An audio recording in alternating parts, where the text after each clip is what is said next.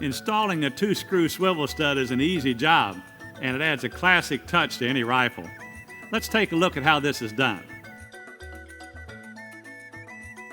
To install this stud, we're using a transfer punch and some chisels. I begin by marking the center line of the buttstock, then marking the stud's location, typically 3 inches from the toe. It's important that the stud is perfectly centered on the line.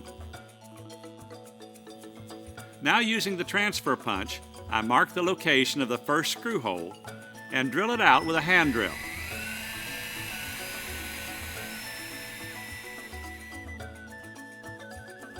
Adding a little soap to the screw makes it easier to turn in.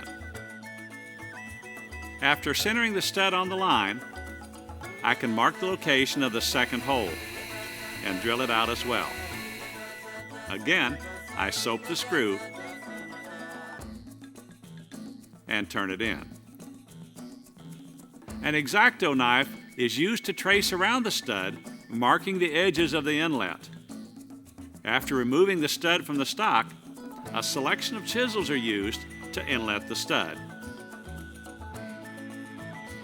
I'm using a special shop-made chisel for cutting the radius at each end. This tool has the exact same radius as the stud. I'll continue inletting the recess, frequently checking for proper depth.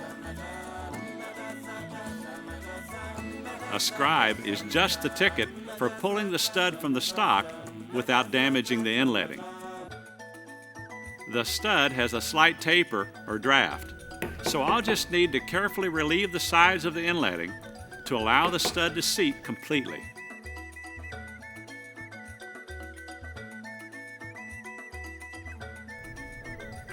That looks pretty good.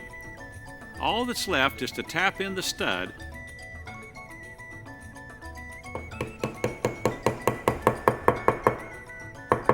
and turn in the screws.